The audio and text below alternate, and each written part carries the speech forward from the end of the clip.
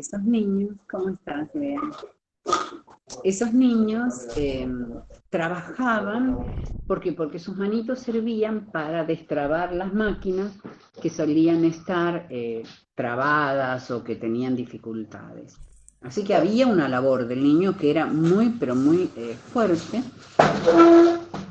y no se tenía en cuenta esta idea del niño como niño. Pero cuando vieron tantos niños mutilados, estoy contando esta historia como para que ustedes puedan grabarse y darse cuenta de lo que es la modernidad. Es la primera vez que se junta muchísima gente dentro de un espacio. Hay problemas, no tienen dónde vivir, es a cama caliente, se acuestan en enormes galpones. Se levanta un grupo y se acuesta otro grupo, los padres trabajando, ese niño haciendo lo mismo, hasta que aparece una institución, la escuela. ¿Y la escuela qué va a hacer? Va a poner al principio el centro en que docentes no había nadie que se hubiera formado. La escuela tiene que empezar a hacer experimentos. El primer experimento que va a realizar la escuela es qué vamos a enseñar, cómo vamos a enseñar, a quiénes vamos a enseñar, hasta qué edad le vamos a enseñar, quiénes les van a enseñar. Es decir, todas las áreas pedagógicas están, todas las áreas pedagógicas están como, ahí están manifestadas, ¿no? Pero con una mirada que tiende a resolver una situación inmediata. La inmediatez era ¿qué hacemos con los pibes? ¿Qué hacemos con los nenes? Y en ese contexto ya les dije, se pone el acento fuertemente en el docente. ¿Por qué? Primero porque no había. Segundo porque, a ver, ¿qué le vamos a enseñar a esos chicos? ¿Para qué? En ese momento y así en la urgencia, que es una urgencia que les digo que hasta el día de hoy se mantiene bastante latente, porque fíjense, ante la urgencia de la pandemia, nosotros tenemos que salir a aprender a dar clases, muy entre comillas, con nuevas tecnologías. Y nos metieron de golpe eso. En el 2001 nos metieron de golpe los comedores. La escuela siempre fue tapando baches. La escuela siempre estuvo al servicio de la comunidad y como un instrumento más, como una de las instituciones, como dice Enguita, una de las instituciones más sólidas para la formación del ciudadano. Esa es la mirada que le va a dar a la escuela Pierre Mérieux. Yo les envío solo un capítulo, que es La Revolución Copernicana en Pedagogía. Ese capítulo, ustedes van a leerlo, es un capítulo realmente muy interesante, primero porque muestra que para poder realizar esa acción en la Francia de ese entonces, hay que hacer una ley que diga eso. Fíjense qué absurdo que la pedagogía no era una ciencia, la pedagogía no era respetada, que había que poner primero fue una resolución y después fue una ley que dictaminaba que el alumno, es decir, que el niño estaba en el centro de la escena educativa. Pon un poquito más, que el niño estaba en el centro de la escena educativa. Esa centralidad hasta el día de hoy se mantiene. Esa centralidad va a tener ciertos patrones. El texto es realmente agradable y fácil de leer. Igual yo quiero adelantarles que les estoy contando todo esto para que tengan una mirada. Nada va a suplir la presencialidad, pero para que tengan una mirada más clara. Si ustedes creen necesario que yo les envíe un audio, porque esto no es solamente lo que dice Pierre Mérieux y lo que dice Jean-Jacques Rousseau. Esto tiene todo un contexto que es histórico, que es social, que es económico, y que determina esas esas urgencias que estaban de alguna forma diseñadas en ese momento histórico, ¿no? Y que hubo que salir a cubrir. En la primera modernidad había que cubrir esto de dónde estaban los chicos. ¿Y entonces qué se hizo? Se empezó a enseñar oficios, ¿no? Leer, lectura, escritura, matemáticas, geometría, digamos, lo elemental, los números y las letras, lo que se llamaría la alfabetización primaria, y después se les enseñaba exclusivamente para los trabajos en la fábrica. ¿Por qué? Porque en la escuela no estaba la clase, digamos, la clase social privilegiada. Y si estaba en escuelas, no era en la escuela moderna, porque en la escuela moderna estaba la clase baja, es decir, la clase cuyos padres estaban trabajando en fábricas. Entonces era la clase baja, por decirlo como teniendo un parámetro alta-baja, ¿no? Un parámetro así binario, pero es decir, la clase poderosa, la clase económicamente mejor preparada, tenía otros lugares de aprendizaje y tenía otro aprendizaje, otra pedagogía y otra educación.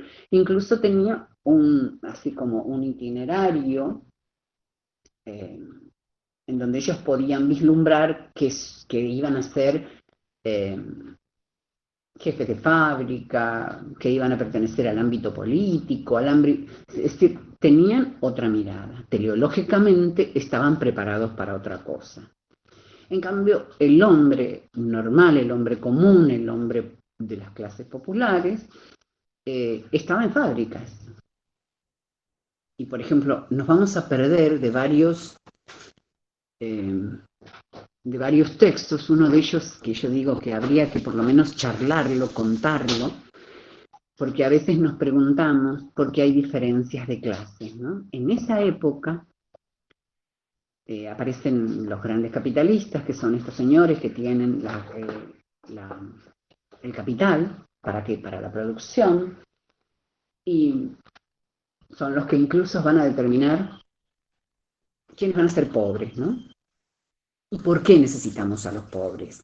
La desigualdad, según Malthus, según David Ricardo, Adam Smith, y todos ellos, que fueron los grandes economistas de esa época, decían que necesitábamos que haya gente esperando un puesto de trabajo. ¿Para qué? Eh, para poder determinar una baja de salario, ¿no? Para que todos pudieran luchar por el puesto de trabajo y para que no se volvieran holgazanes. Bueno, había toda una manera de pensar a esta multitud de gentes que vinieron de los feudos y ya la constituyeron en una clase trabajadora, en una clase que no iba a alcanzar, y mucho menos en Europa, ¿no? Esto de el acceso al capital, el acceso al ascenso económico en una sociedad, ¿no? Bueno, hasta acá. ¿Alguien tiene que hacer alguna pregunta? Porque están muy callados. Mientras yo me tomo un mate. ¿Alguien tiene que hacer una pregunta?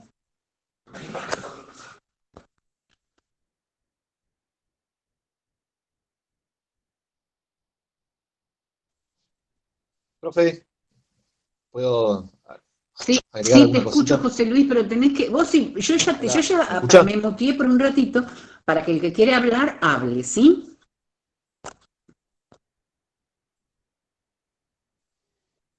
Buenísimo. Un poco, tal vez lo que venía diciendo la profe tiene que ver con el ámbito económico, ¿no? El tema de la revolución industrial vino a generar un montón de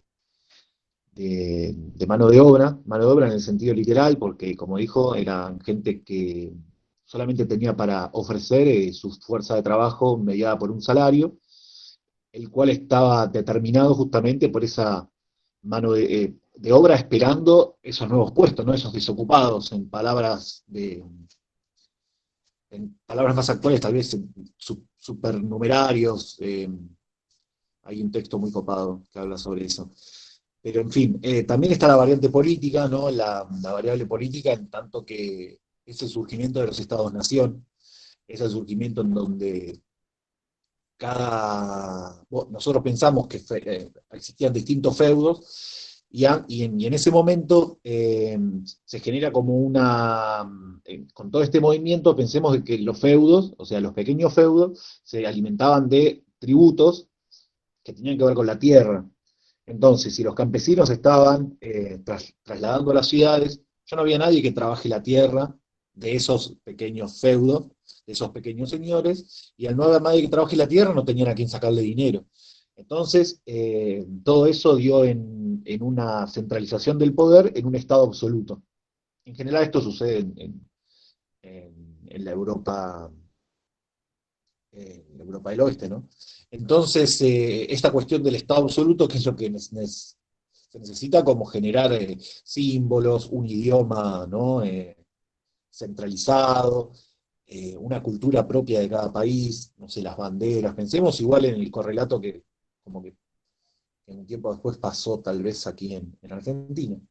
Entonces, esa situación también lleva a una necesidad, un poquito después, ¿no? De lo que viene contando la profe tal vez, pero de instituir una cultura, un conocimiento, por más pequeño que sea, en esas clases bajas, para que sean, digamos, ciudadanos, para que sean partes de una misma nación, un mismo lenguaje. Bueno, no sé, por ahí va. Chicos, ¿alguna pregunta? Porque este contexto es para entender por qué se habla de una revolución copernicana en educación, en pedagogía. Porque si no, no se entiende decir, bueno, ¿qué pasó en pedagogía? Revolución copernicana, y en vez de ponerme a Copérnico, me ponen a Rousseau. Bueno, ahí es donde se entiende, cuando hablamos de este contexto, se entiende que lo ponen a Rousseau porque el que hace una revolución copernicana en pedagogía también es Rousseau. Porque Rousseau, en un libro que se llama El Emilio, ¿qué hace? Mostrar cómo se educa al joven. Para Rousseau no había nada más corrupto que la sociedad corrompía. Entonces el niño tenía que estar el mayor tiempo posible alejado de la sociedad.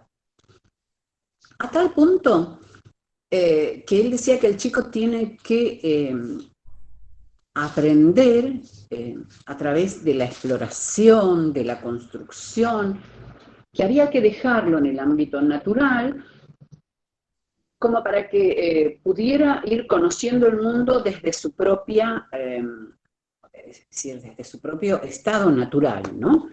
Porque cuando entraba a la sociedad, se supone que tiene que ver también con la época en la que vivió Rousseau en medio de la Revolución Francesa. Además, él tuvo una vida bastante rara, ¿no? Pero, a ver, el contexto del Emilio, que fue uno de sus hijos, él tuvo varios hijos, a ninguno los reconoció, a todos los dejó viviendo en orfanatos, y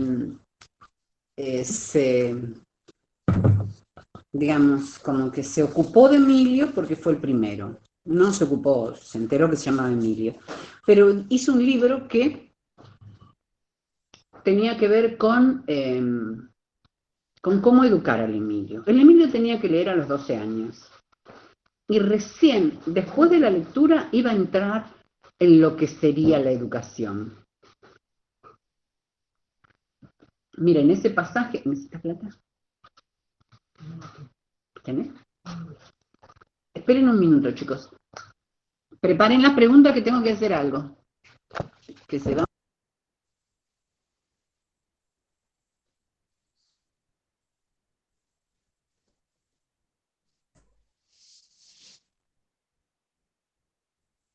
¿Están ahí, che? Sí, sí, estábamos escuchando. Está interesante. Está bueno porque hay realmente una conexión real, ¿no? Entre la pedagogía y la pedagogía. Claro, Rousseau sí. es quien cría el contrato social, y bueno, es uno de los ilustrados más grandes, y tiene su bajada pedagógica como en el Emilio. Locke también lo mismo. Eh, Locke es el que escribe el segundo tratado sobre el gobierno civil, ¿no? También le dio mucha bola a la pedagogía, tiene un libro. Es el que crea el concepto de tabula rasa, no sé si lo escucharon alguna vez. Ujú. No. Según Locke, el niño, o sea, el ser humano es una tabula rasa. En general eran bastante empiristas, muchachos. Es una tabula rasa en la que cada uno de lo que va a hacer irse grabando en una tabla, porque antes se escribían tablas, ¿no? Entonces se van grabando distintos caracteres, distintos símbolos en esa tabla, ¿se entiende? Entonces, uno es una tabla que es rasa, o sea, que está lisa y que vacío o marcada por la sociedad, digamos. Es un concepto que ahora obviamente está muy pasado de moda, ¿no? Pero en su momento fue bastante, eh, y aunque ahora está pasado de moda, está bastante estudiado, ¿no? Es bastante estudiado. ¿Por qué? Claro. Porque todavía hay un montón de gente que así lo también lo consigue. Y bueno, y después Kant también. Kant se basa mucho en la cuestión pedagógica. Eh, es más, Kant, al hablar de ilustración, eh, se habla de la mayoría de edad. O sea, en realidad el pueblo autónomo, el pueblo o el ser humano, es el que ha alcanzado la mayoría de edad, ¿no? Pero pensemos que al hablar de mayoría de edad y de adultez y autonomía, también está marcando una ruptura con esto que decía la profe antes, ¿no? Existe una infancia, existe un momento en el cual el niño debe ser cuidado. Era algo que marcó Rousseau en su momento y que después fue muy en cuenta. Pensemos en la escuela acá, no sé, no sé si vieron algo, porque yo cursé pedagogía en segundo con otro profe. No sé si vieron algo de la escuela normal, de todo el movimiento centrado en el niño, todas corrientes educativas que se están dando acá en Argentina. Bueno, están muy marcadas, muy influenciadas con esto. Che, bueno, dale, cuenten algo ustedes.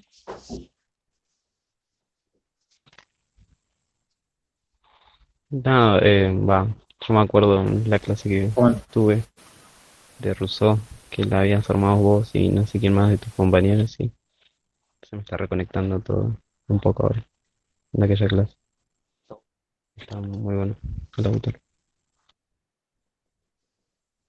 Te hago una consulta, hola José. Hola Nati, ¿cómo estás? Bien, porque yo tenía entendido también que en ese momento, bueno, en un primer momento la iglesia era la que impartía la educación. eh, Totalmente. Sí, y sí. cuando surge esto de la revolución industrial y se necesita la mano de obra campesina que se trasladan a la ciudad, es como que había una puja entre la conformación del Estado y la iglesia por el poder para ver quién era, quién iba a formar al ciudadano. Y ahí el Claro, Estado le quita a las iglesias ese poder de enseñar, vendría a ser. vos Lo pensás que, básico que... vos pensás que antes, y no mucho llamada la reforma luterana, o sea, se le pelea, digamos, el poder a la iglesia, Lutero conforma otra religión que es el protestantismo. Entonces, ya es un primer saque para la iglesia. Después hace la contrarreforma, ¿se entiende? Esto pasa en el Renacimiento. En esa contrarreforma lo que sucede es que la iglesia, al ver que está perdiendo poder, empieza de una forma coercitiva y violenta a atacar a todo el que no piensa igual. Pensemos en el asesinato de un montón, de Giordano Bruno, de todas las restricciones que hubo para el conocimiento. Y después, con la cuestión de este Estado absolutista, eh, ¿por qué hago hincapié, ¿no? En eso del Estado absolutista? Y la cuestión también del luteranismo. Perdón que me estoy como explayando de... Para los protestantes no hace falta que sacerdote al resto.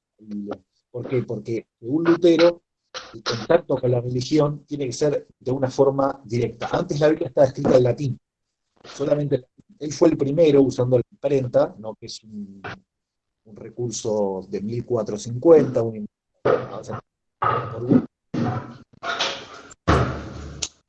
en lo que hace es traducir la Biblia al alemán.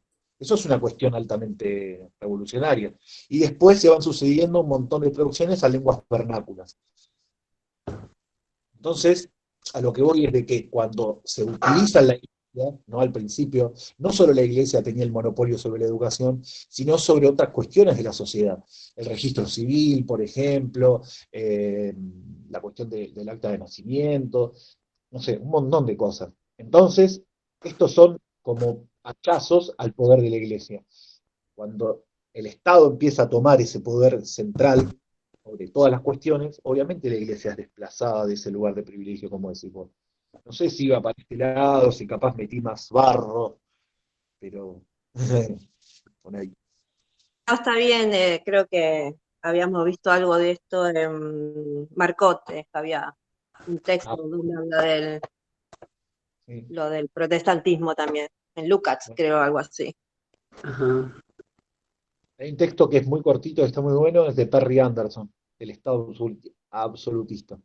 Me parece, no me acuerdo si lo daba Marcote, pero es súper interesante sobre ese tema. Igual el año que viene lo vengo con la profe.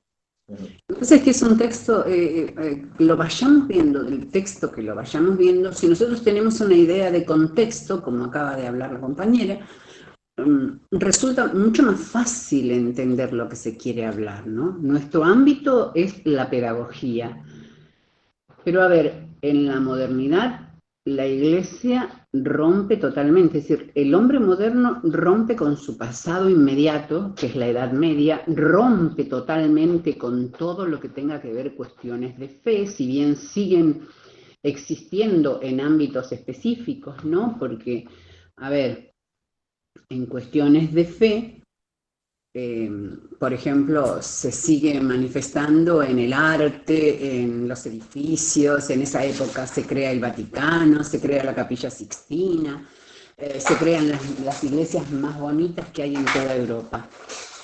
Pero en realidad, la sociedad que se estaba formando no tiene ningún lazo con la iglesia.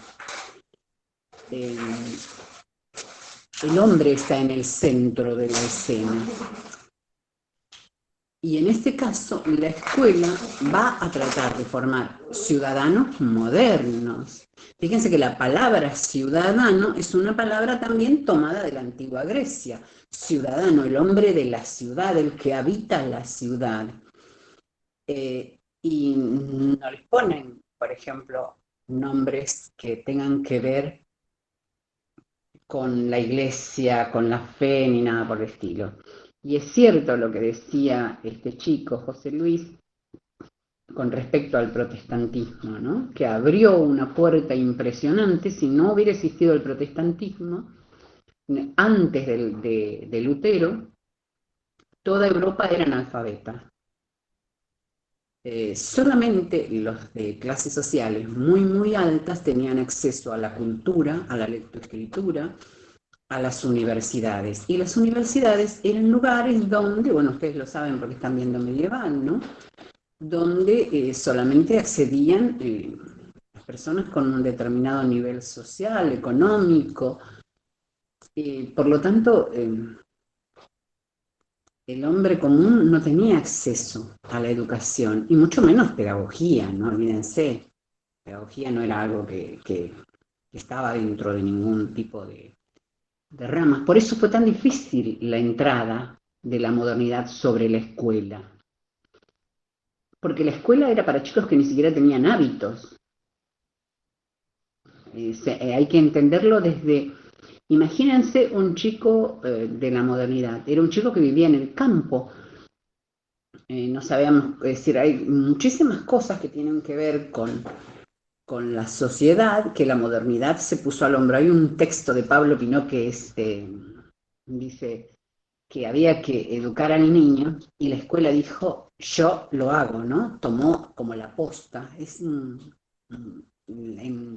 La escuela como máquina de educar es el texto, ¿no? Que fue la tarea de la modernidad. La modernidad, a ver, para decirlo en términos actuales, racionalizó todo, absolutamente todo. Tiempo para comer, tiempo para dormir, tiempo para el ocio, tiempo para trabajar, tiempo para la escolaridad. ¿Pero de quién? Obvio, de los que estaban en una plataforma social más disminuida económicamente. Porque hay una clase, una élite que siempre tuvo otras reglas, ¿no? Que no tienen nada que ver con lo que es la actualidad, la modernidad. Bueno, volvamos a nuestro texto. Nuestro texto es de Pierre Mérieux. ¿Alguien sabe quién es Pierre Mérieux? No se peleen. ¿Alguien sabe quién es Pierre Mérieux? Vino a la Argentina en el año 17, en 2017, en 2014, en 2008. Yo lo fui a ver en el 14. Y ahora, este año hizo un texto hermosísimo, como que quédense tranquilos, no hagan nada en pandemia, en época de cuarentena. Estaríamos 6 meses nosotros sin hacer nada, ¿no? Pero bueno, él hablaba de la cuarentena europea.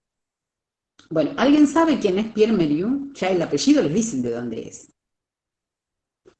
Si nadie Francés, ¿no? Muy bien, Emiliano, al fin alguien contestó, es francés, está vivo. Pedagogo, creo que, pero no. Pedagogo. Es un hombre que tiene, mira, el currículum de él tiene como 10, 12 hojas. Así que, encima, miren, la mayoría de los pedagogos de los que nosotros hablamos, como Piaget, Vygotsky no murió muy joven, a los 45 años, pero Piaget, Ausubel, Brunner, incluso Mérieux, son personas que han vivido, Michel Serret, todos ellos tienen, no sé, hay, Piaget, 90 y pico de años, Ausubel o Brunner, uno de ellos dos llegó a los 101 años, así que no son gente que vive muchísimos años. El que tenga ganas de vivir muchísimos años, dedíquese a escribir pedagogía. Igual, no sé si yo quiero. Pero, bueno, decía, Pierre Mérieux está vivo, es francés, tiene textos muy actuales. Uno de los textos por los que realmente nosotros lo conocemos mucho, la gente de acá de América, es Frankenstein Educador. Incluso, miren, hay un problema que es el problema latinoamericano, ¿no? Nosotros no tuvimos nada que ver con el racionalismo, ni con la modernidad. Acá no hubo, por ejemplo, industrialización. Acá no tuvimos la lucha entre los capitalistas y no sé, a ver, ninguno de esos paradigmas de europeos nosotros no los tuvimos. Acá el patrón de estancia y el peón daba la vida por el patrón de estancia, así que no había una guerra, no había una revolución. Es decir, nosotros tenemos otra mirada, que no la vemos casi en pedagogía.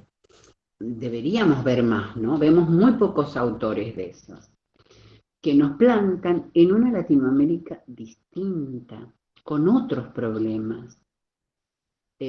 Fíjense que nosotros nos impone, la modernidad nos impuso su modelo y probablemente América no necesita el modelo europeo y no tiene nada que ver con el modelo europeo, plagado de guerras, plagado de un montón de cosas. Bueno, y hay hombres como Peter McLaren, como Pierre Mérieux, que está vivo también, como Dussel, Enrique Dussel, como, a ver, no sé qué más decir, como Díaz Barriga. Son personas que luchan por esto de que no nos impongan una estructura europea en un país americano que no tiene la misma historia. Muy probablemente nosotros deberíamos estudiar las cosas desde otro lugar. Ahí podríamos sumarnos a Rousseau, ¿no? Y decir, bueno, pero Rousseau es moderno, pero Rousseau no tiene los paradigmas de la modernidad, no tiene la escuela como fabricación de la que va a hablar Pierre Mérieux, no tiene la escuela, por ejemplo, como Pierre Mérieux en el libro Frankenstein Educador. En realidad hay capítulos que son maravillosos, ¿no? Donde habla del doctor Frankenstein y de lo que hizo, ¿no? El doctor Frankenstein hizo un monstruo, cuando lo vio no le gustó y lo dejó ahí, tirado. De Pinocho, que bueno, le dieron vida a Pinocho, pero nunca se ocuparon de enseñarle nada y le pidieron que hiciera, anda a la escuela, le dice, hasta en los dibujitos de Disney, ¿no? Dice, anda a la escuela, pero nunca le dijeron que era la escuela, qué tenía que hacer, nunca le dijeron nada. Entonces él se va con unos vagos que le llenan, que le endulzan los oídos, por decirlo así. Bueno, todas esas miradas que tiene Pierre Mérieux son miradas que tenemos y son críticas que hacemos quienes, los latinoamericanos, que nos encontramos con que nosotros no somos racionalistas plenos. Fíjense que nosotros tenemos, hablamos hace muy poquito de las ESIs. Las ESIs son una mirada profunda hacia el otro, un respeto impresionante hacia un otro que no piensa igual que yo, que no es igual que yo, y que lo que me está ofreciendo es su otredad. Y yo la tengo que admitir porque para nosotros es válido eso. Uno de los países que en Latinoamérica más peso tiene en esto de la lucha por la igualdad de género es la Argentina, justamente. No sabemos por qué. Porque si escuchás las canciones de Centroamérica, te das cuenta que son canciones en donde el macho sigue siendo el varón y domina a la mujer en una de las cosas más fuertes. Ayer yo mandé en todas partes una charla vocacional del señor Z, que hablaba justamente del Eros, ¿no? De este Eros del que habla tanto también Pierre Mérieux, esa pasión que necesitamos los docentes, que no es propia de los europeos. El europeo le gusta calcular, predecir, analizar, es decir, es como que tiene un pensamiento racional, matemático, y nosotros no somos tan racionales ni tan matemáticos. Nosotros le ponemos una pasión extrema a las cosas que nos gustan. Todo el que se mete en educación, yo les decía recién Pierre Mérieux, ¿no? Él cuando se presenta como un educador, como un docente. Nadie exhibe los títulos así como chapeando en el ámbito de la docencia. La gente no se presenta con sus 30 o 40 títulos y dice, no, porque yo soy esto, yo soy lo otro. Una de las cosas de las que goza la docencia es que los que están dentro de ellas, y ayer escuchando a Darío Zeta, justamente uno se reconocía en eso, ¿no? Era la pasión que le ponemos los docentes a este trabajo de ser docente. Y él decía que esta es una anécdota que contaba Darío Zeta, no sé si alguien lo vio, ¿no? Él decía que cuando él le tuvo que decir a la madre que iba a estudiar, el primer día él le dijo a la madre que iba a estudiar filosofía. Y la madre fue como un desastre, como que le hubieran dicho una barbaridad. Entonces él vio esa expresión en su mamá y empezó a decirle, no sé todavía los demás días, no sé todavía qué voy a estudiar, no lo tengo bien claro, por ahí después hago un análisis más profundo y voy a ver qué voy a estudiar. Pero dice que pasado unos 3 semanas, la madre le dijo, ¿cómo todavía no tenés claro que vas a estudiar? Y él le dice, sí, voy a estudiar filosofía. Y la madre se tomó la cara así y dijo, ¿por qué me tocó a mí un hijo así? Porque para la madre estudiar filosofía era como, según lo que decía Darío Zeta, ¿no? Era una mirada entre drogadicto y político corrupto. Dice, para mi mamá la imagen que tenía del hombre que estudiaba filosofía era esta. Y de alguien que enseñaba filosofía también era esta. Y dice, ¿por qué mi amiga, no sé cómo se llama, Gabriela o algo así, su hijo va a estudiar economía? ¿Por qué no lo pensás? No, ya lo pensé, voy a estudiar filosofía.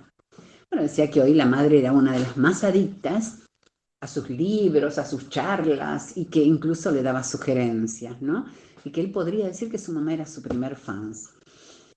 Pero más allá de eso, le costó mucho convencerla del amor que él le tenía a la filosofía. Pero una de las cosas de las que él se jactaba era de enseñar filosofía, de ser docente.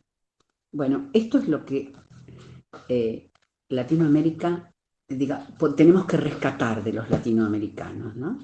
La pasión que le ponen a la docencia. Y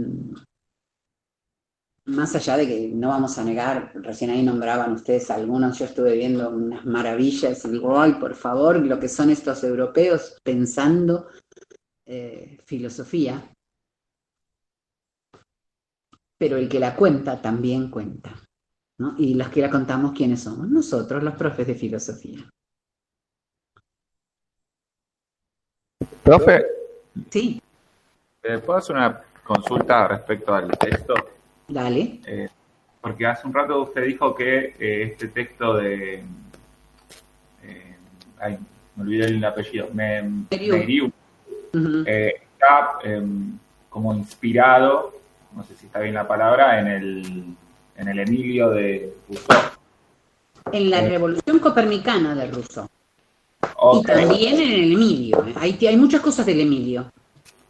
Porque yo le quería preguntar si en realidad, no leí ninguno de los dos textos, pero bueno, como para encarar una lectura, si lo que hace es criticar al Emilio o adhiere a... No, para nada. Nada que ver. Vos sabés que no sé por qué, pero no hay críticas. Es decir, él toma el título, La Revolución Copernicana en Pedagogía, y comienza diciendo que en Francia, en tal año, tuvieron que hacer una ley para poder admitir al niño como centro de la escena pedagógica, como centro de la escuela. Y ahí comienza su explicación. Y en algunos momentos hay cosas que si vos no leíste nunca algo de Rousseau, y te quedan como diciendo, ¿por qué? ¿Por qué dice esto? ¡Qué absurdo! Por eso yo puse como respaldo para el que quiera saber el texto de Rousseau. Yo les puse el texto de Rousseau también, para aquel que quiera saber, por eso explico, bueno, mira, él habla de esto porque está pasando esto. Si estuviéramos en clase, estaríamos viendo los dos textos en paralelo. Para que, fíjate, acá dice tal esto y acá dice tal otra cosa, pero no critica, no hace una crítica. Es más, él va a hacer algo así como algo superador, está como diciendo, mira, esto empezó ya en el año 1700. Esto empezó en el 1700. Y hasta el día de hoy el niño sigue siendo el centro de la escena. Ya la pedagogía no se centra en preparar al docente. ¿Por qué? Porque la preparación del docente está centrada y pensada en el chico, ¿no? Es decir, el resultado es el chico. Pero el chico, ¿cómo? ¿El resultado como fabricación? No. El resultado como autonomía, porque lo que yo tengo que poder crear es alguien autónomo que pueda decidir más allá de lo que yo le diga. Yo puedo enseñarle, no sé, las mejores cosas, ¿no? De hecho, si nos ponemos a pensar, algunos de los profesores que tuvimos, que más huella dejaron en vos, no eran de filosofía, por ejemplo. Y no tienen por qué serlo. La filosofía por ahí te gustó cuando escuchaste, no sé, algún autor. No, en el colectivo no se escucha ahora. Pero te quiero decir que por ahí vino a vos de otra forma. pero la pedagogía, la forma, es lo que él trata de mantener por sobre todas las cosas. Y trata siempre de darle una vuelta un poco más positiva. Todo este contexto histórico y todo esto es para que entiendan ustedes lo que van a contestar, pero lo que van a contestar es muy simple, es muy sencillo. Si estuviéramos en un final, probablemente alguien te preguntaría, pero ¿por qué crees que dice tal cosa Pierre Méliès? ¿Por qué da ciertas reglas para la superación o para la revolución copernicana o cómo superar esta, digamos, esta depresión y pasar a la autonomía? Que si ustedes leyeron a Pablo Freire, que también es latinoamericano, él también habla de la autonomía, ¿no? Y la autonomía está asociada en todos esos casos a la posesión de la palabra, a la adquisición esta que tiene el alumno de poder ser escuchado. Y para ser escuchado tiene que ser el centro, porque si no, vos le decís, cállate la boca, si vos qué sabés, pibe. Eso es lo que cambió. La modernidad estructuró una forma tal en donde incluso la estructura de un aula. Ustedes saben que las aulas en la modernidad tenían una especie de escalón muy alto en donde estaba parado el docente y donde estaba el pizarrón. Ese podio que tenía el docente era como que él estaba más elevado que el resto de la clase. Si ustedes van a algunas técnicas, yo he trabajado en la técnica 11 de ahí de Ciudad Evita, y todavía mantiene esa estructura. En el centro, yo trabajé en una escuela en Per Patricia, no me acuerdo dónde era, por ahí, que también tenía esa estructura, así, ¿no? Las dos eran técnicas, curiosamente. Y en la época de la primera modernidad, las escuelas tenían esa estructura, los docentes estaban muy parados, muy encima de los alumnos, es decir, nadie recorría el aula. Se supone que si había grupos no era para que los niños hablaran, era para escuchar al docente y para que realizaran las tareas. Y las tareas tenían, el que tenía todo el conocimiento era el docente y la biblioteca.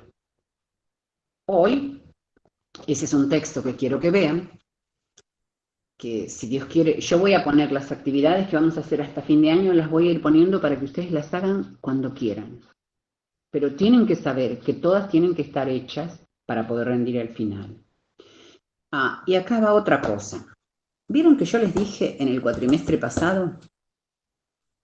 Lo dije por vieja, que ojo, que nos estaban mirando, ojo, que nos monitoreaban. Bueno, ahora tenemos planillas de calificación formativa que tenemos que llenar. Así que no solo nos están viendo, nos están monitoreando, sino que también nos están evaluando. De hecho, José Luis está haciendo un trabajo impresionante ayudándome a ponerme al día, ¿no? Pero fíjense, también nos están evaluando. Y no nos olvidemos, estos son todavía cosas atávicas que no se van a desprender así nomás de la situación escuela, de la institución escuela, que hoy está en todas partes, ¿no? Hoy sería como,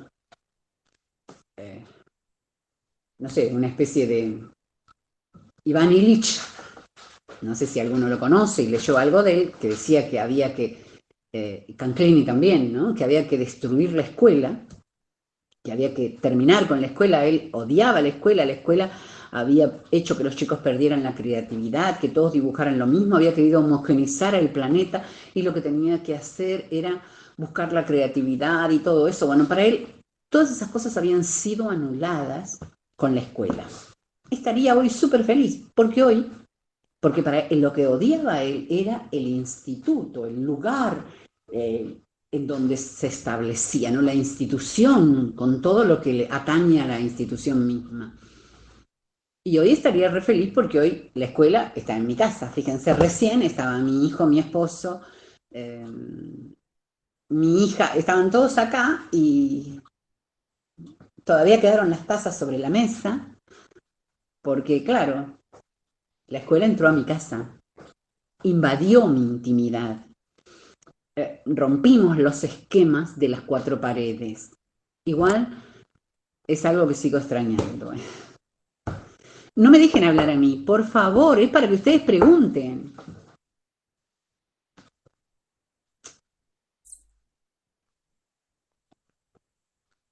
Oh.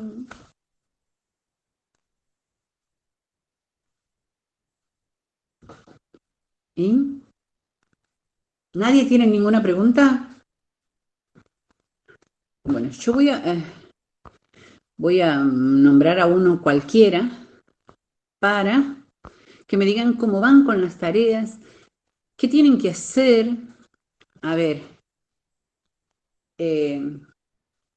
instructivos serían estos, ¿no? Ahora yo había pensado poner un texto, pero un texto para que hable de los contextos de la primera modernidad. Pero no hay tiempo real para eso. Así que voy a seccionar ahora, no sé, por ahí me junte con José Luis para ver cuáles de los dos textos que faltan sean los posibles de leer. Sí o sí, pulgarcito, pulgarcita. Sí o sí, tenemos que poner un texto latinoamericano, que no va a ser Pablo Freire, pero sí me gustaría, por ejemplo, un pequeño capitulito de Galeano. ¿Alguien leyó Galeano alguna vez? ¿Alguien leyó La escuela patas para arriba? No, ese texto no, pero sí otras cosas de Galeano. A ver qué leíste. Las venas abiertas de Latinoamérica. Ay, qué lindo texto. Bueno, viste cómo es Galeano, ¿no? Sí. La escuela pata para arriba, miren, se lo van a comer. Así que yo voy a tratar de enviarles todo el libro, pero solamente vamos a elegir un capítulo, ¿sí? Saben que hay algo que primero no sé hacerlo muy bien. Y por otro lado tampoco me gusta. No me gusta leer un pedacito de un texto. A mí me gusta leer todo el libro para poder tener una idea general, porque es como si de un elefante yo viera solamente la oreja y diría, ¡ay, es un animal que tiene una oreja gigante! Pero lo demás no lo podría explicar porque nunca lo leí, no lo vi, no lo pude. Entonces, me gusta leer un texto completo y cuando llego a leer el texto completo, ya ahí me meto un poquito más en lo que es el contexto histórico, ¿no? Galeano es periodista, era, ¿no? Pero yo digo que alguien que ha escrito como escribió él, difícilmente puede morirse, ¿no? Hay mucho vivo todavía de él. ¿Qué ibas a decir, José?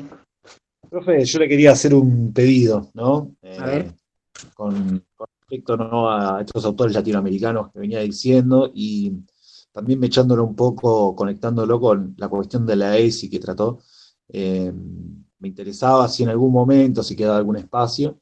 Hay un texto muy interesante que se llama Pedagogías de la Subjetividad, que es de Tadeu da Silva, que es Ah, un sí, lo tengo. brasilero, y muy interesante, la verdad. Y creo que en general no se tocan todas estas cuestiones, por lo menos sí, tal vez desde el discurso, pero no de una cuestión teórica, y me parece que ayudaría ¿A tal qué vez. cuestiones te referís, José Luis? ¿Cómo, profe? ¿A qué cuestiones te referís? Se me cortó justo. ¿Podría repetir? ¿A qué cuestiones no se tocan todas estas cuestiones? ¿A qué cuestiones te referís? Por ejemplo, el autor, no sé si es autor o autora, habla de la teoría queer en educación, por ejemplo. Lo que hace es mechar, ¿no?, lo que nosotros conocemos como ESI, pero bueno, en Brasil se conocen como otras cuestiones, desde un lado más teórico, eh, y no tan y no tan solo desde la praxis. No sé si se entiende lo que quiero decir. O sea, tiene como un Ah, abordaje de una forma académica, de que yo no lo he visto en otros autores. Y me parece muy interesante. El drama mío es que no lo tengo digitalizado. Yo lo tengo en papel, pero lo puedo digitalizar yo. Ah, bueno, y pasámelo y vemos cómo lo ponemos. Dale. Sí, sí, me gustan las sugerencias. Y podríamos quitar otro y ver eso. Eso. ¿Cuándo lo tendrías hecho, José Luis? Para cuando usted lo disponga, profe. No tengo drama. Bueno, a ver, fíjate, entre antes mejor. Buenísimo. Y porque a mí me gusta Tadeo da Silva. Tadeo da Silva también yo lo tengo en primer año, lo tenía en la cuestión de eh, esto de la reproducción, ¿no? Él tiene una mirada sobre la reproducción social que es muy interesante. No me acuerdo, me parece que es el mismo libro que tengo, es el único libro que tengo de él. Pero lo tenía en papel también, así que después este año ya no lo puedo dar porque no, lo poco que quise digitalizar me salió muy pesado, no me sirve, bueno, como que encima me lleva demasiado tiempo, no sé si me gusta.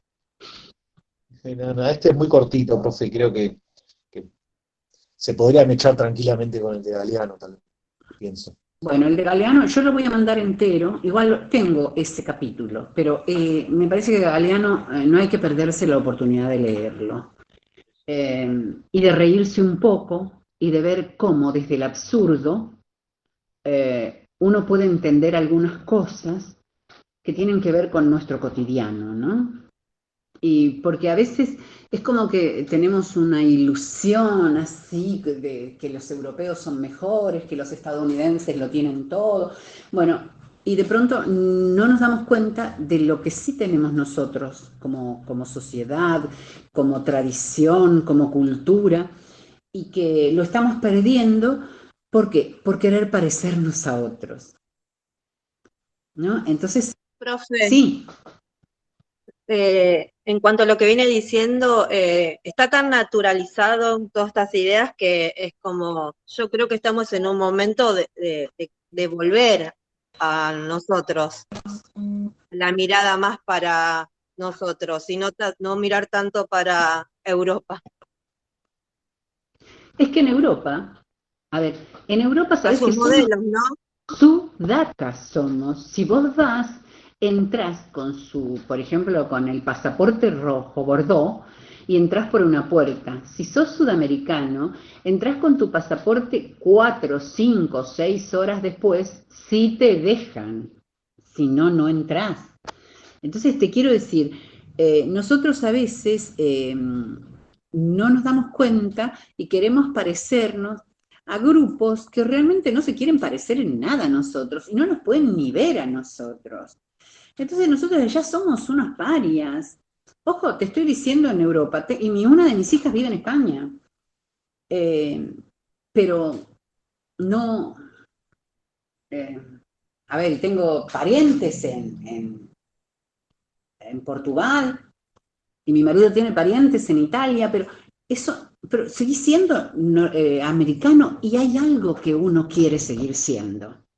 Mira, más allá de todos los dramas que tengamos como sociedad, si viene alguien y te toca la puerta, por ejemplo, yo que suelo llevar a muchas compañeras a sus casas o que paso por acá, en todas las casas podés entrar y tomar un mate, si es lo que hay es mate, o comer una torta si lo que hay es torta.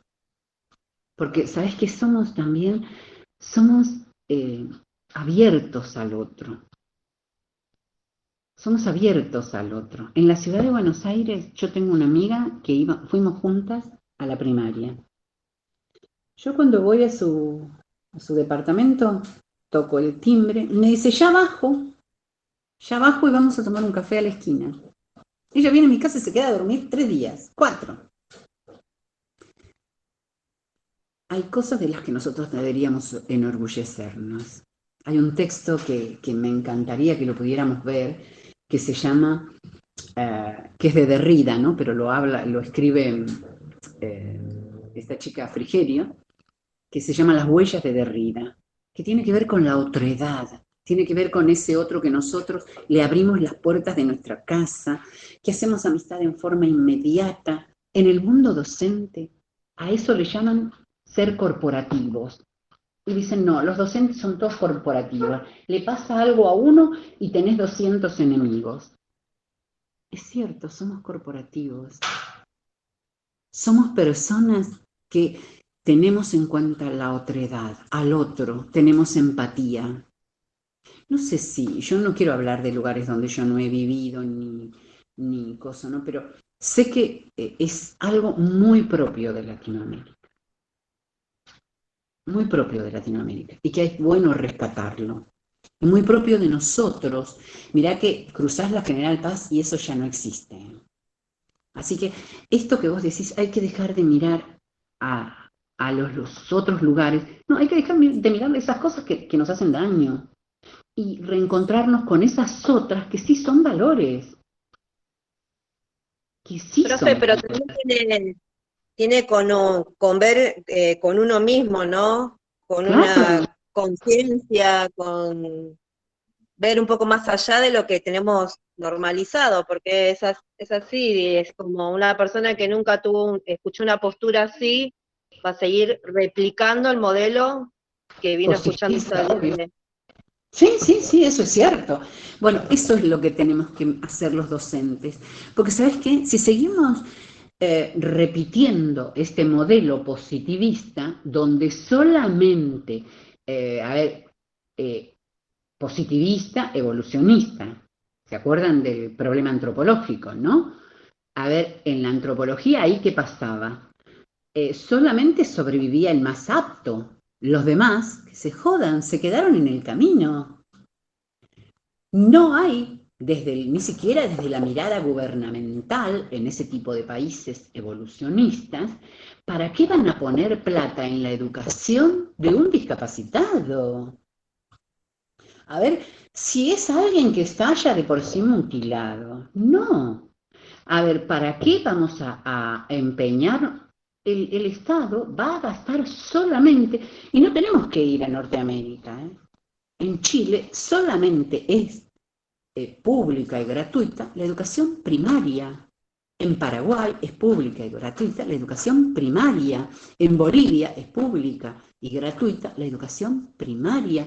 ¿Por qué se creen que tenemos tantos alumnos paraguayos, bolivianos, chilenos?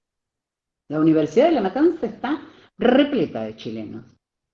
Vienen acá, se instalan, se quedan a vivir por 5 o 6 años hasta que se reciben. Entonces te quiero decir, ojo, que a veces creemos estar en la lona, creemos estar en el peor de los escenarios, pero no sé si lo estamos. Hay cosas que hay que revalorizar. Por ahí algunas hay que encaminar un poquito mejor, pero hay que revalorizarlas. Y hay que desnaturalizar estos que nos impusieron, que nos hicieron creer que era lo bueno. Natalia, ¿sos? Sí.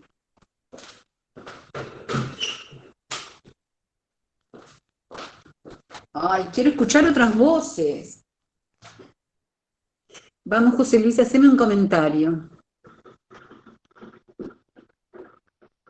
No, buenísimo, profe, todo el tema del rescate, ¿no? De la mirada así eurocéntrica. A mí me parece interesante, pero no solo por una cuestión de decir, bueno, ¿no? Desde el discurso valoremos lo nuestro, tipo así, No, no, porque por ahí. la cosa costumbrista que tampoco, sino desde el lado de revalorizar los recursos que tenemos, ¿no? Los investigadores, el potencial. Me parece que estar siempre como atrás de la zanahoria europea es medio como, no sé, triste, creo. El año pasado, disculpa, vimos algo del giro de Colonial que tiene que ver con el movimiento de Dussel, ¿no? Todo este movimiento pro latinoamericanista o americano, no sé. Uh-huh. Y sacar un poco el foco de la mirada eurocentrista. Y calculo que ese movimiento tiene que ver con construir, ¿no? una historia autóctona, porque todo lo que conocemos o sea, de lo que nos enseñan en la escuela, nosotros como latinoamericanos no estamos fuera, no formamos parte de esa modernidad, de ese desarrollo histórico. Así que en ese sentido sí, bueno. Vos fíjate que nosotros la única historia que tenemos medianamente aprendida en la escuela primaria y secundaria es la Revolución Cubana. ¿Vos sabés la historia, por ejemplo, de Chile relacionada con Argentina, o de Paraguay, o de Uruguay? No, Uruguay conocemos un poquito más, pero o de Perú, o de Bolivia, no. Pero sí nos conocíamos de memoria los presidentes de los Estados Unidos. Conocemos la historia desde otro lugar. ¿Sabes qué pasa? Nos arrancaron parte de nuestro, de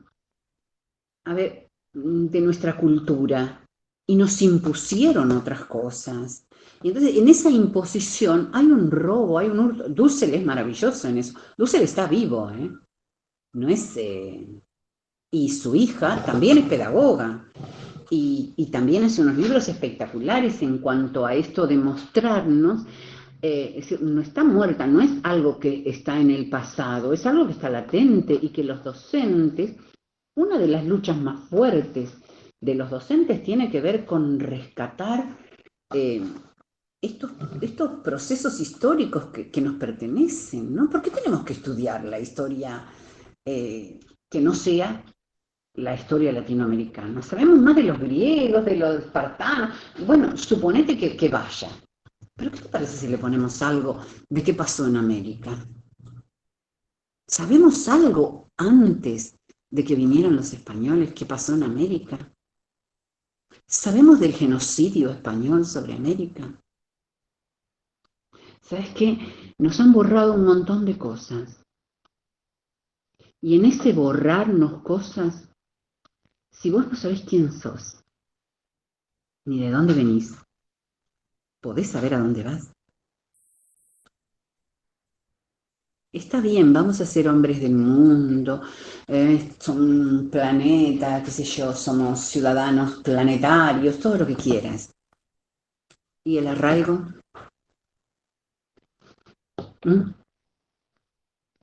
¿Y el desarraigo? ¿Por qué tenemos tantos argentinos dando vuelta por el mundo?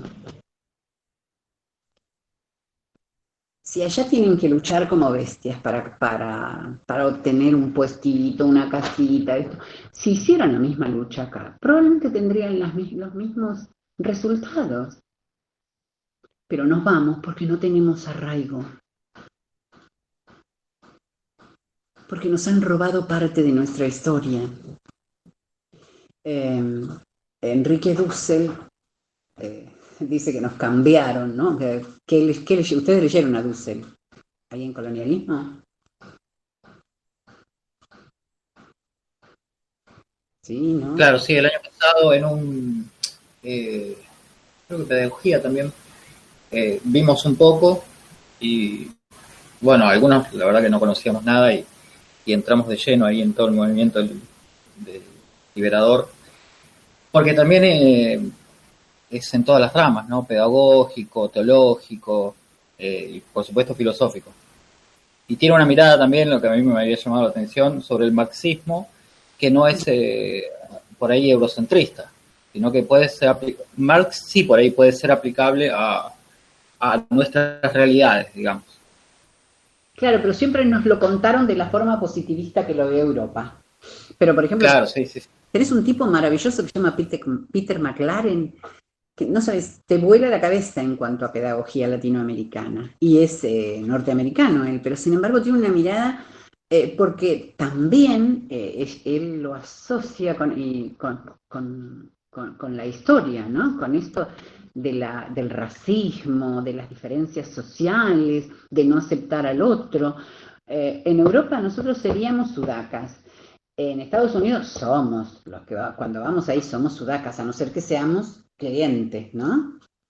Pero si vos querés ir a vivir ahí, vos siempre vas a ser un sudaca, nunca vas a tener reconocimiento de nada. Entonces, y acá cuando viene alguno de ellos los valoramos como si fueran dioses. ¿Viste?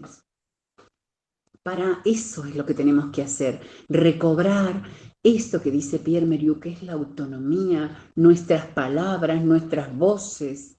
Pero para conocer nuestras voces tenemos que saber quiénes somos. Esto es lo que intenta decir la pedagogía. Cada libro que nosotros leemos de pedagogía, por ejemplo, si lees la pedagogía de la autonomía de Pablo Freire, o la educación bancaria de Pablo Freire, la del oprimido, y no vayamos a Pablo Freire, que murió hace más tiempo, pero tenés, por ejemplo, a este que habla de la pedagogía del aburrido, que también murió en el 2016. Y, a ver, vos decís, pará, acá cada libro de pedagogía nos está mostrando que tenemos que recobrar nuestra autonomía, es decir, autonomía, auto, por sí mismo, nomía, las reglas las tenemos que poder realizar nosotros. No puede un europeo que encima me destrata y me dice Sudaca, de M, venir a decirme cómo tengo que estudiar, cuáles son los factores, lo positivista está perfecto, ya lo sabemos, nosotros podemos tomar de ellos, de los norteamericanos, de los chinos, de los árabes, de lo que quisiéramos, el mundo entero está para que podamos tomar, pero tienen que poder escucharse nuestra voz. Para eso tenemos que ser dueños de nuestra historia. Y estos movimientos de la pedagogía crítica de América Latina tienen muchísimos representantes. Y toda gente que busca construir una mirada nueva. Sí, por ahí la lucha con el capitalismo va a pasar por otro lado, ¿no? No por lo económico. Pero mientras, siempre y cuando ellos no te metan lo económico como el único valor. Y no le sigamos comprando remeras de Marilyn Monroe o de no sé, que podamos revalorizar lo nuestro, ¿no? Bueno, pero ese es un proceso más largo. Pero ustedes como jóvenes tienen que poder saberlos. Porque hay muchísimos alumnos de la secundaria que tienen unas miradas sumamente amplias del mundo. Y esos chicos necesitan una respuesta, necesitan docentes que conozcan su historia. Por ejemplo, estos autores te vuelan un poquito la cabeza, te hacen pensar en algo diferente. Vamos a ver qué dice Tadeo Silva después, y para poder adosarlo también en eso, ¿no? En este texto del que habla José Luis. Profe, Sí. la educación también es como germinar, ¿no? Es como plantar algo que germine y que eso pueda crecer y uno pueda ampliar su mirada. Es como que queda ahí y puede tardar años, pero bueno, es como que ayuda a tener una mirada menos centralizada. Sí. Agustiniano, Natalia. ¿Cómo?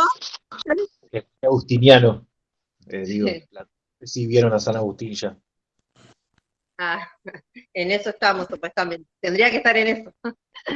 Perdón. Bueno, no, lo que decía era de que San Agustín se pregunta sobre las cosas que fue creando Dios. Entonces dice, bueno, ¿cómo puede ser de que hay ciertas cosas, si todo proviene de Dios, hay ciertas cosas que fueron no creadas en el momento del Génesis, por así decirlo, ¿no?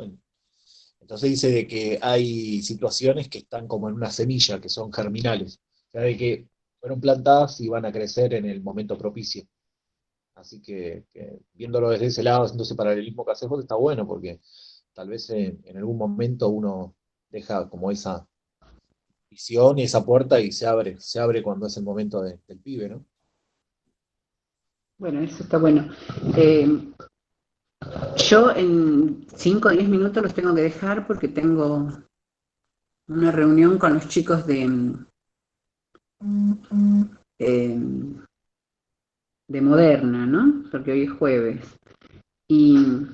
Pero quería, vamos a establecer unos patrones para poder vernos. Yo no sé si tiene mucho sentido para 12 personas. A ver, ¿cómo podríamos hacer, José Luis? Llamadas de WhatsApp se admiten hasta 10 personas, ¿no?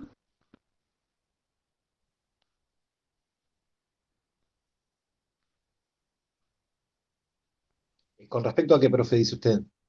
Para que llegue a todos, porque es un grupo muy grande, pero acá hay 11 nada más, así que serían 9 de los chicos que están acá, ¿no?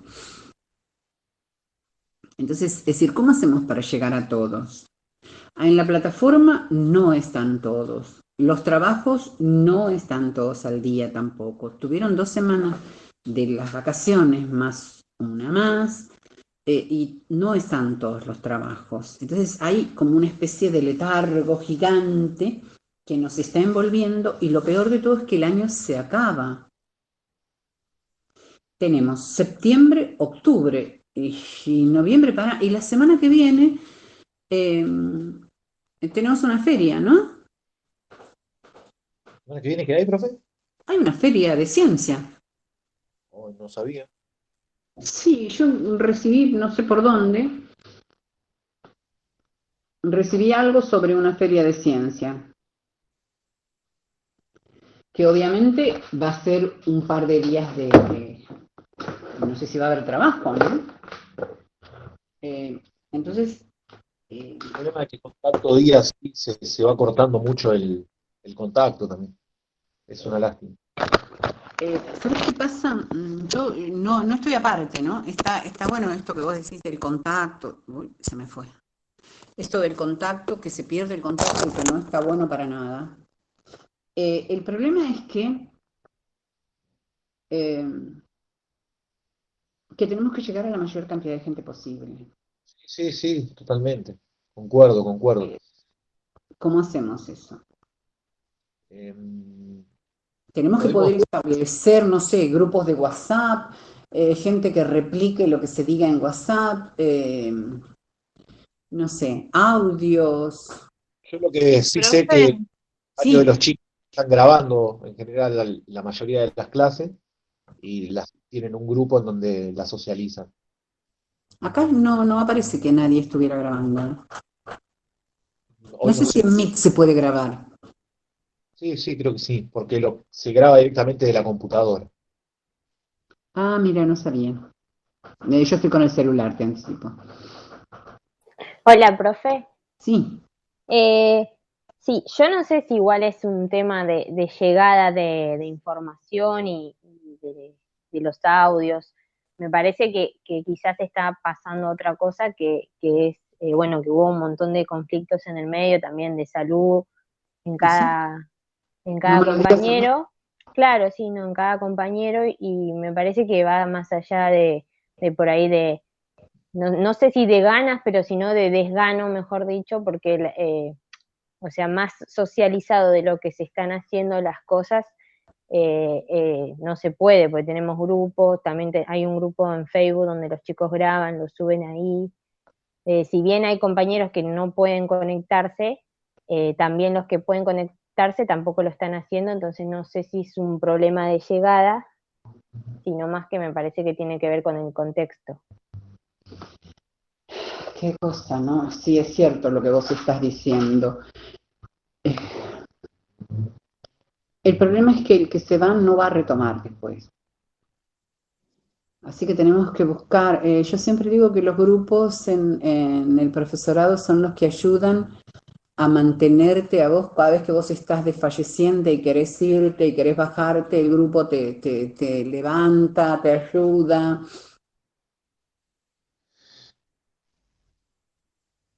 Así que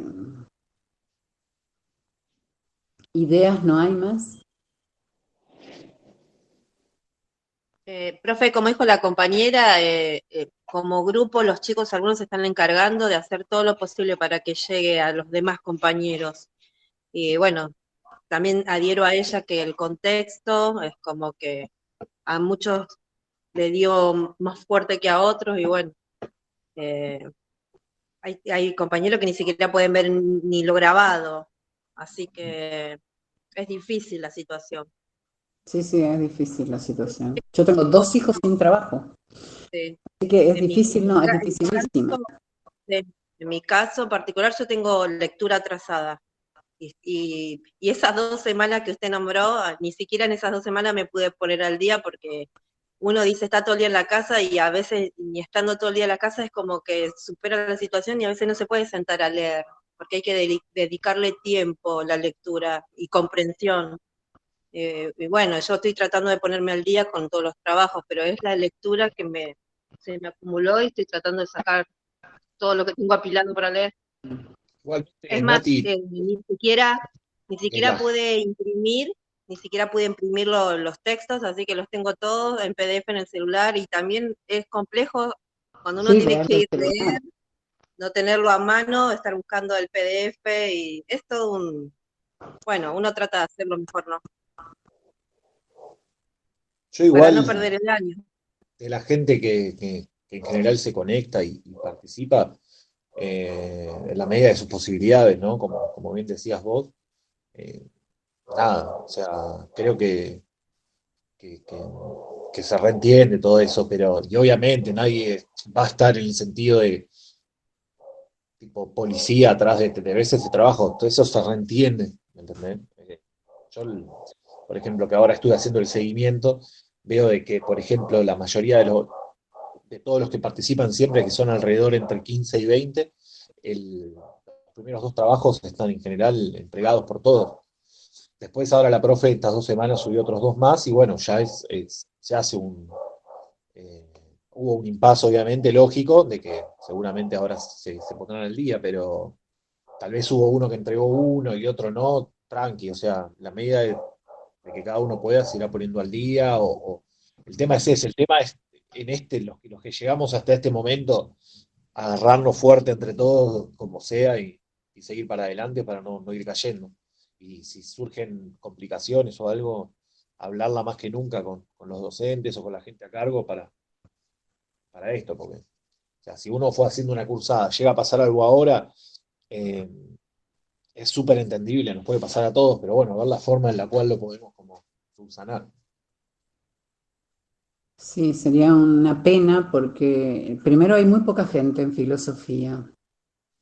Ahora, por ejemplo, que hay actos públicos virtuales, uno ve la oferta y dice, ah, caramba, ¿y por qué no los tomaron?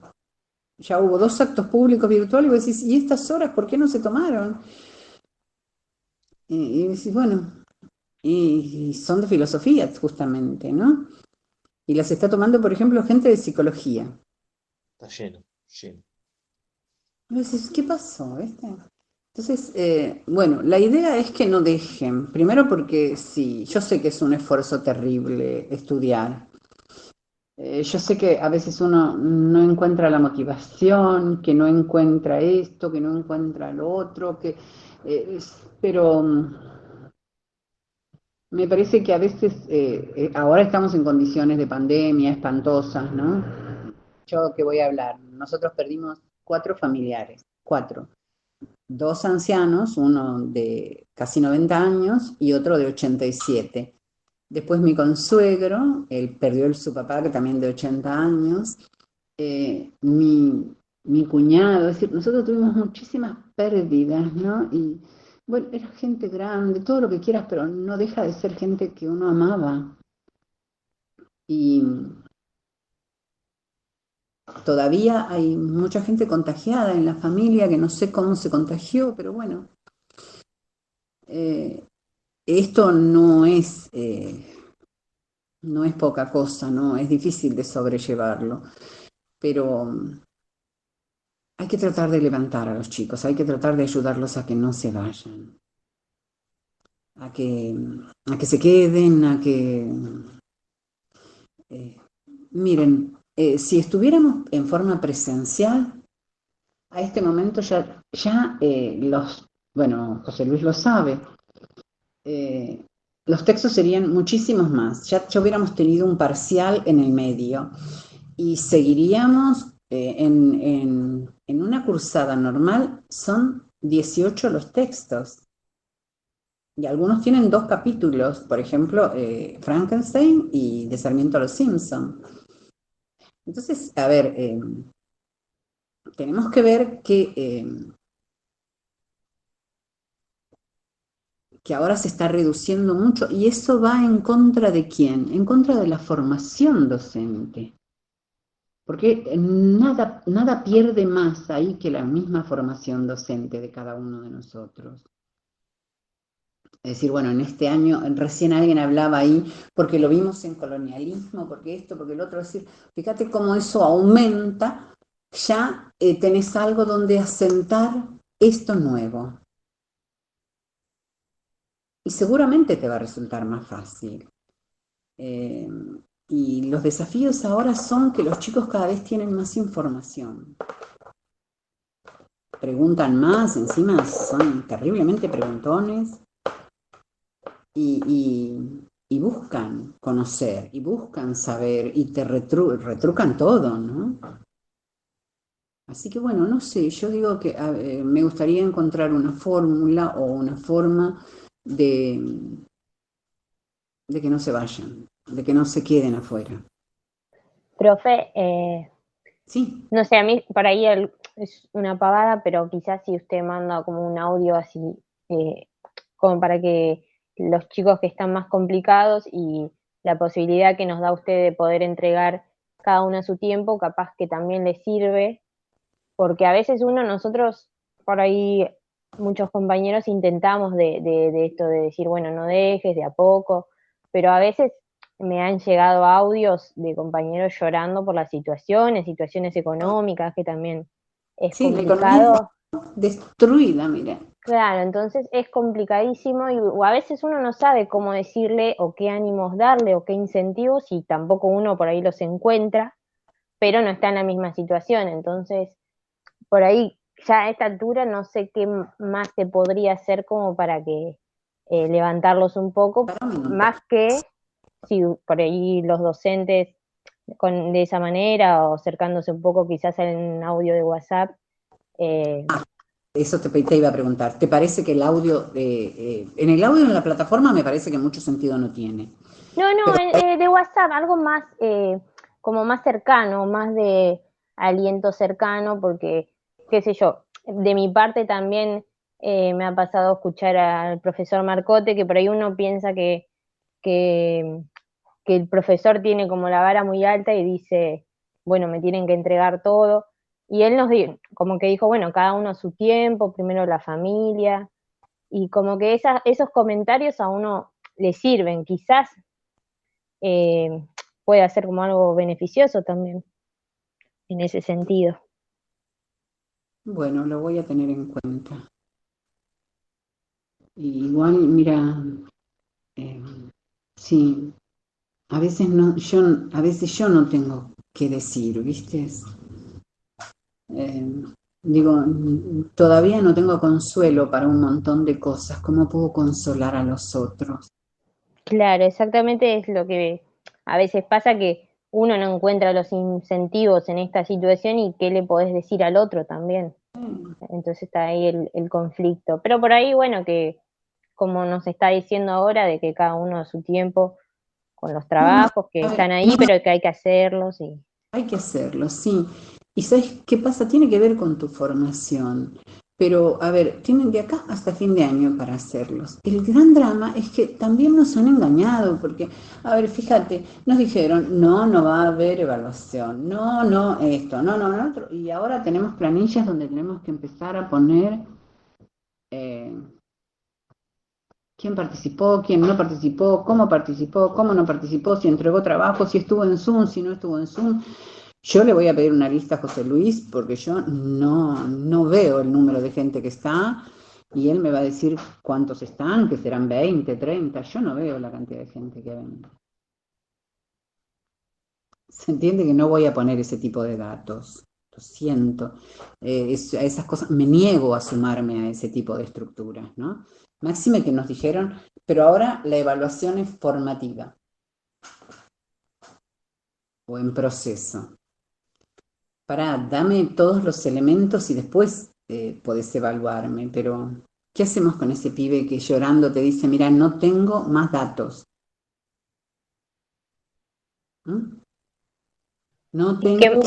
más o menos eso se sabía, porque por algo nos hacían cursar de una manera, ¿no? Como que virtualmente, y decían, bueno, los que no puedan también van a acreditar, pero era medio extraño, como que uno ya se lo veía venir a esto, aunque dé toda la bronca, pero ya más o menos se sabía. Yo siempre lo dije, no hay que ser ingenuo, ojo, ¿eh? A ver, los de La Plata no van a poner semejante cantidad de plata para después decirnos, ay chicos, todos entraron. No, olvídate. El problema es que ahora dejan, bueno, suponete, ¿no? Dejan afuera un montón de gente, que por ahí es muy valiosa, que por ahí sí necesitamos buenos docentes. Necesitamos gente joven, con ganas, con garra. ¿Y qué hacemos con eso? Bueno, vamos a ver, voy a igual, yo voy a hacer esto.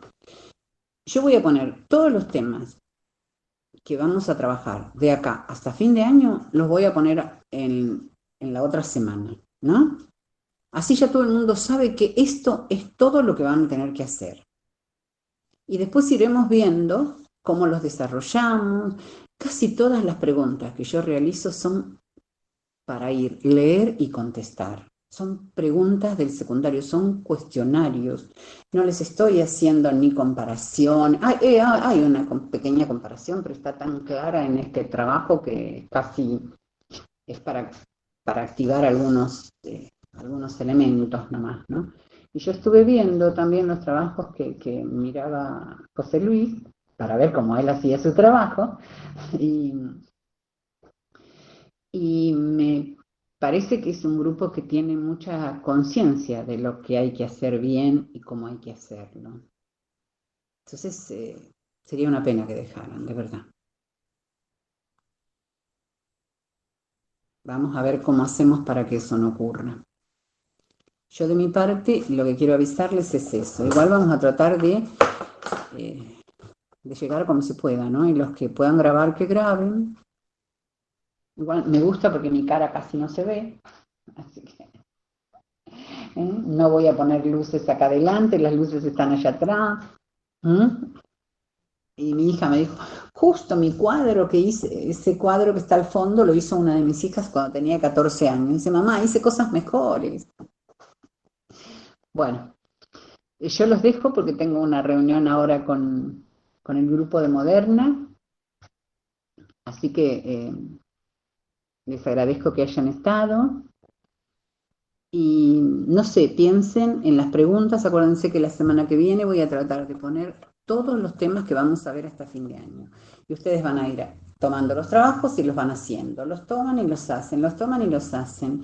Yo vi varias reseñas que hay que arreglar, pero vi varias reseñas que hay que arreglar porque están demasiado flojas de papeles. Pero, a ver, ¿qué quiero hacer con eso?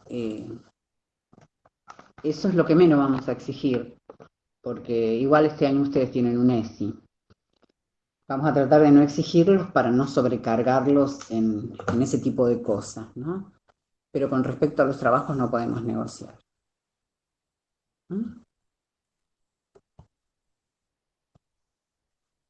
Bueno, díganme chao por lo menos, porque ya me estoy yendo. Si no, no voy a poder preparar para los chicos, necesito otros papeles. Chao, profe. Bueno, Gracias, chao, chicas, profe, nos vemos. Chao, profe.